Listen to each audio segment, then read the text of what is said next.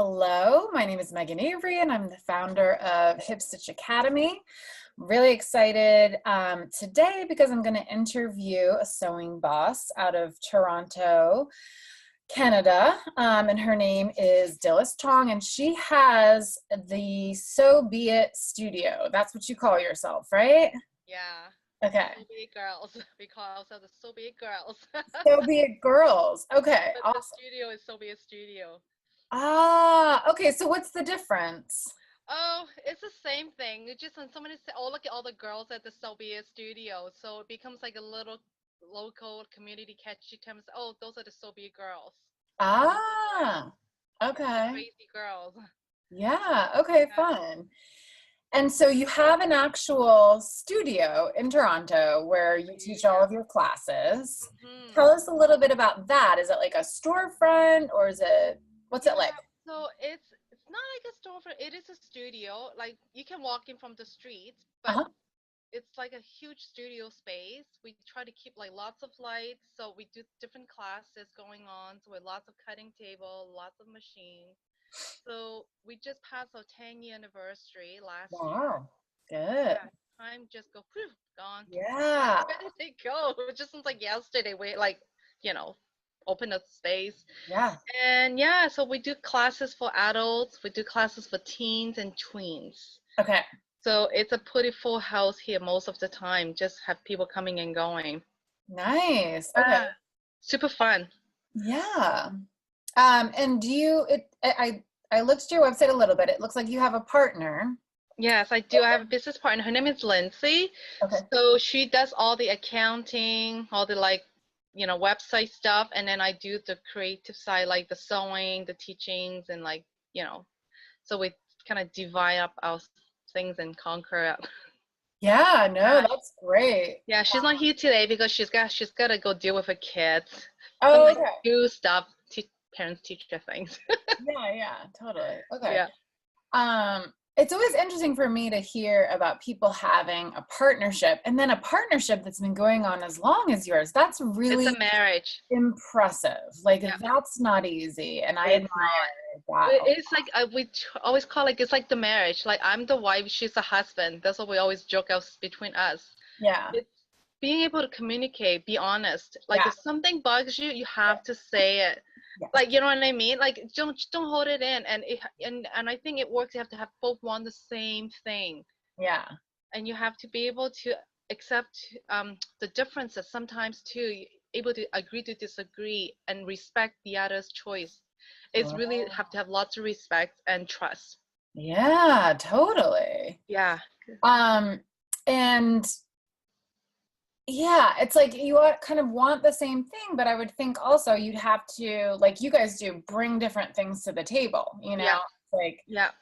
if she's the technical one and maybe a little bit better with finances, yeah, it sounds like that's perfect because Yeah, so just able to know what I'm good at doing, what she's good at doing, and then we have to be able to pass it over and not saying like, oh, you have to do this, you have to do that. It's come to like both agree, okay, you know what, let's do this and see how it goes. And then sometimes, we do share the same job. If she's not here, I'll take over some of it, or if I'm not here, then she take over some of it as well too. So it's definitely is I call it like it's like a marriage in a way. yeah. Definitely. It's like raising the kid, the studio is the baby, Yeah. and we're the parents, and we have to co-parent it. And So now you have a 10-year-old. That's exactly, exciting. 10-year-old, it's gonna be teenage soon. So here comes the Yeah. mom. Yeah, so all that stuff. Yeah. Okay, so will you have a party to celebrate your 10-year anniversary? Yeah, I think I'm gonna have to try to do that. Yeah. Yeah, probably like in the like when like if things calm down, like in the fall, because some people were away, and now people are just getting back into the group of things. So I think yeah, Okay. definitely any excuse to have a good party. Yeah, Bring totally. us the wine, and the Yeah. donuts. I love it. Yeah. Wine and donuts, the best Awesome. combination ever. Like Okay. what could a girl ask for? Yeah. Okay, so is talk a little bit, you mentioned you do have some you didn't say kids classes, you said tweens and teens. So your kids We started 8. a little older. Oh, Yeah. okay. So It, that's al- it, it yeah. is the age we take. Anything younger, we in the past we just noticed 8 is when they're able to, they just develop that skill. They're able to cut and work with the fabric. It's like just the coordinations. Anything younger, we just find it's a safety, becomes the safety issues. Yeah. Okay. Yeah. And it seems as though your studio is very like fashion and garment Yeah. focused versus Yeah. maybe quilting or some other aspect of sewing. Yeah, we do mostly fashion focus, not so much in the quilting. It just is our client. Most of the clients that we have tend to be fashion focused more than quilting. Okay. Yeah. And none of us here, be honest, none of us here can quilt that well. Yeah. So we like, let's just not bother, let's not do it. It's like, Right. No, totally. And I saw that yeah. was more of like what your background was in fashion. You went to fashion Yeah. school and yeah, okay. So that makes sense. Yeah. And then uh oh shoot, I forgot what I was gonna say. Something about anyway, it'll come back to me. Um how long have you got, well, no, so I know how long you guys have been doing this, 10 years. Okay. What inspires you and motivates you to keep going? You've been doing this for 10 years. What do you do Oh, to kind of God. keep it not It's getting the people. The old? people that I work with Yeah. are amazing, and they're so inspiring. Like we're always feeding off each other on ideas and just things going on in the world. And the students, oh God, they are so much fun to be with. Like the adults are great. Sometimes you can chit chat and then you make new friends along the way. They could be your student at one time and now, they're like your sewing buddies. Yeah. And sometimes the kids too, especially the kids, because sometimes we have them when they're little. I have students now are finishing, graduating from university, Yeah. starting their own label. It's like that just totally like Um, dated myself. I'm like now like really old now feeling, but they are like it's just seeing them change and grow. The little ones, 8 years yep. old, and then they move on to teens and just Yeah, I can relate totally. I hired a student.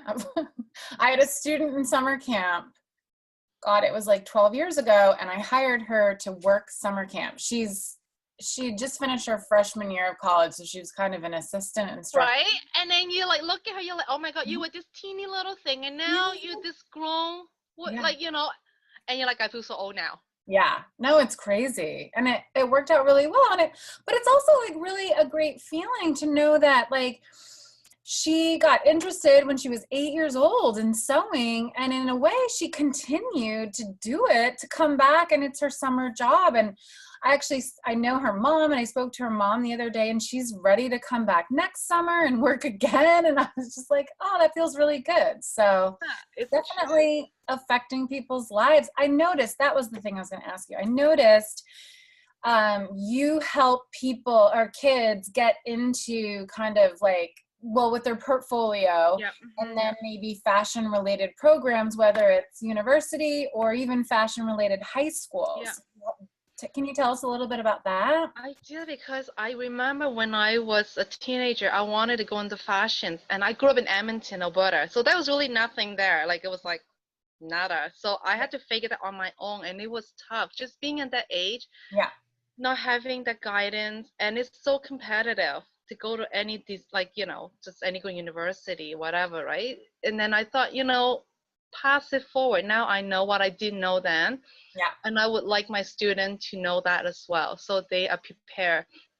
It's just having someone to tell, Yeah. because most people don't know what is involved in the fashion industry. People always just assume you go to design school and you come out, you be a fashion designer. Right. Not always. There's so many jobs within the industry that you don't know about. So I want them to know what their options are so they can go and explore and find out for themselves. Maybe I want to be a designer. Maybe I want to be a pattern maker. Maybe I want to go be a shoe designer or be a stylist. But you have options. Yeah. So this is not just it. Did you, when you graduated from fashion school, did you work in the industry before you did this? Yeah, I finished school, and that's why I moved to Toronto. I came Uh-huh. here because they were doing Lion King in Toronto.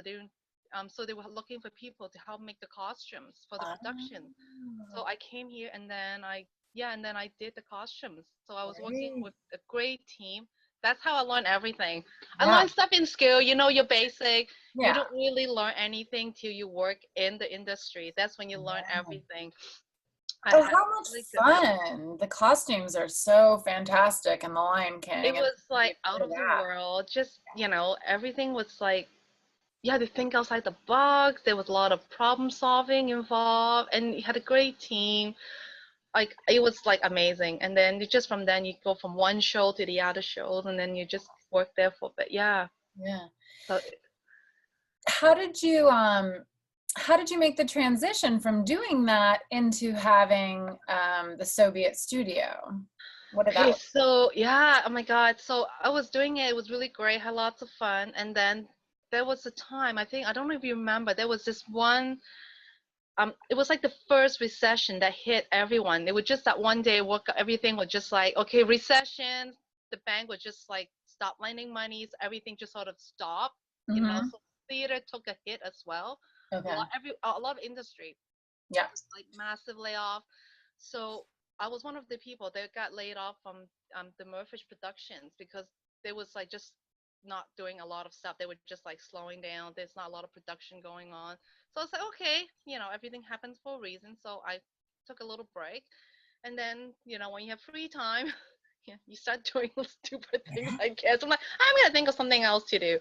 So, and then I was talking to people. I thought, oh, wouldn't it be great to have like a studio space? You can do some design, sewing, contract work. And then people always ask, what do you do for a living? I tell them, like, oh my God, I wish I know how to sew. Yeah. And in Toronto at that time, the DIY was just starting to pick up. There was really no sewing studio yet.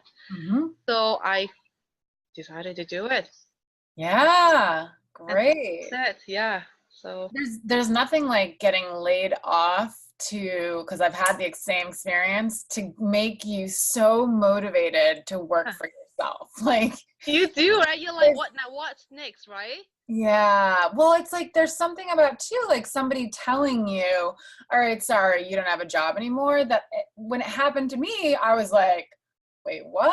Like, I am never gonna have that happen to me again. No, Like it'll I be want me telling myself that. Yeah. yeah, exactly. I mean, you Yeah. can tell yourself that, Yeah. but to have the control over that, I think when I was laid off, that was the feeling. I knew then I was like, I am going to work for myself because I don't want this Yeah. to happen again. So That cool. was, yeah, everything happens for reasons, right? I Exactly. would say, you know Exactly. what? It happened. You can see it's a bad thing, or you can see up another door just open for you. You can Yes. walk through it, see what happens. Yep. I agree 100%. Yeah. Okay. What piece of advice or pieces of advice would you give to somebody that wanted to start their own business? Is there something that comes to mind? I'm sure you get asked this probably. Yeah. Yeah, I would say whatever you're gonna open, make sure it's something that you're passionate about and that you have good knowledge of. So you don't have to depend on other people to do it for you. I mean, you need help, but it should be something that is yours, you know, Yeah. your within your skill level. And also tell people it's whatever you're doing, be able to know your weaknesses, able to delegate that to somebody else to do it for you. Yeah, that's Don't so always assume I have to do everything on myself because I'm saving money. No, you're not. no, in If the you end, suck at doing like me, I suck at accounting, you know what? Let someone else do it for you. yeah. Don't do it to yourself. Yeah. Able to say, hire a good team, delegate tasks to other people. Yeah, that's great advice. Yeah. I totally agree. Okay. Let's see. Okay, let's talk about like being an entrepreneur and how that affects or how you balance the working for yourself and then your personal life. Do you feel Boundaries. like you have a balance? Okay, you do. Good. Yeah, I clearly. learned now. I didn't have it before. I used to Yeah. work like almost 7 days a week. I'll be like, go, go, go, because I was like, yeah, this is, I'm gonna make it work. I'm gonna grow this business. I'm gonna Yeah. bust my balls on. Yeah. Oh, I think and then you get burned out, and then you're there, but you're not mentally there, and you're physically there, but you're gone. Like your mind is like fried. You're somewhere else at that point. So I learned now is boundaries, saying no matter what happens, I'm gonna leave and I'm gonna go home. And I go home, I don't take my work with me. Yeah. And I always make sure I take at least one day off. Yep. But that's the day I don't go to work. I don't answer call unless it's on fire. You don't call Yeah. me. Yeah. Yeah. Just trust that your staff will take over for you, and say to yourself, nothing is ever gonna happen that is so bad that you cannot take care of it tomorrow. No, it's like we're not, saving lives. Right? Exactly. I'm not like, you know what I mean? Like, you get somebody not so happy. You know what? They can wait till tomorrow when you come in. Just Yeah. give yourself that one day where you can just do whatever you want.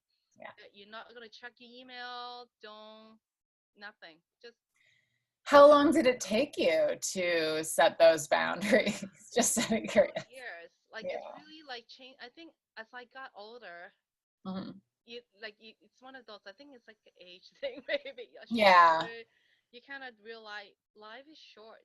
Yeah. This is it. Like anything could happen, right? So Right. enjoy it. Like take that day off. Be with your family. Be Mhm. with whatever yourself. Just make time for people you love. Yeah. What do you like to do outside of work? What are some of your hobbies that are not at all involved with sewing? I actually play the cello. So Oh. that is my hobby. It has nothing to do with sewing. I play horribly, but I enjoy Oh, it. I got it. It's one thing I don't know. I think it's just it keeps me sane. It's just Yeah. something about it. It's different, and then it just relaxes me. Yeah. Good. Okay. Do you play with a group or you just play for yourself I or? play with myself. Sometimes I would like play without a cellist and in like that, that I know through the school, my teachers and them. Uh-huh. But yeah, but nothing like professionally, no. Okay. Yeah, but it's just one of those things. I always play music. I just find it relaxing, and I love eating. Good. Yeah. Playing So music and important to have. eating. That's my problem. Yeah, What is? and eating. I love And eating. eating. Yes, I love eating as well. Okay. Let's see. Well, what are your sources of like inspiration? What keeps you excited? Do you read books? Do you listen to podcasts? Do you have blogs that you read? What keeps you inspired to do what you do? Oh God, I everything. Even just walking down the street, I always Hmm. find like it could be people that you talk to. You could be just something small, like from a book, going to the museum. Seeing your favorite artist. I find those are very inspiring. Uh-huh. Um, I get my inspiration pretty much everywhere, from Oh, good. magazines, photos, sometimes the news, even just Okay. like people that comes in with like piece of beautiful fabric. Yeah. I get it from everywhere. I always find it's nice if it'll not just restrict yourself to one source of inspiration. Everything you could be Yeah. just something, nothing out of something, but if you Yeah. look hard, you may find something in it. Okay. And do you find time to sew for yourself or are you not? I I mean, try to, yeah, just it's hard. sometimes like I need clothes and I really too cheap to go and pay for. It's like, oh my God, I don't want to pay like $800 for those pants. I would Yeah. like so so I try to so sometimes me and like the girls at work we try to get together for like stitch and bitch night. So Yeah. we bring some wine, we like order some Chinese takeout, and then we Hmm. go like in the night. Yeah. Yeah, good. Okay. Um, yeah, this is so good. I guess what what is the thing that like you want your customers to know about your studio? What's the thing that sort of is important for you to convey to somebody that comes into your studio? This is So Be It Studio. Is there something that comes to mind? Yeah, I want them to think that like it doesn't matter like if you're good at it, if you're not good at it, just come, have fun with it. Even though if your sewing is not so good right now, it doesn't matter. I want them to know if you make a mistake, who cares? Yeah. Just keep going. Yeah. Just come and have fun. Anyone can sew. Um, that should be like a relaxing, happy place. Yeah. Yeah. That's great. Thank you so much. This has been really fun to catch up with you and hear about how you do Yay. I'm things. so happy you reached out. Yeah, Anytime totally. if I'm in like New Jersey, I have to come say hi. Please do anytime if You guys are you're, so close. Like New York is only like what, hour and a half by flight for us. yeah. Yeah, if you're ever in New York, let me know. And it's funny, I grew up literally on the border of Canada. The closest city was Ontario. So I grew up in way upstate New York, but kind of Oh, more east from you. yeah.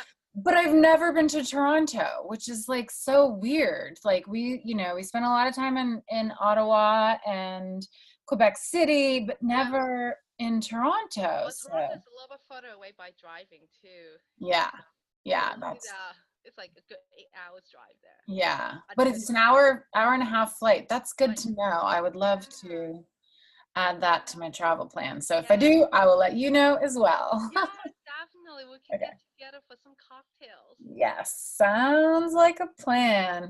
Well, thank you so much. I really, really appreciate it. Yeah. And I will reach out when I get this up, which should be probably within a week or so. Okay? Oh, great. Lovely talking to you. Stay in touch though. Yeah, definitely. Will do.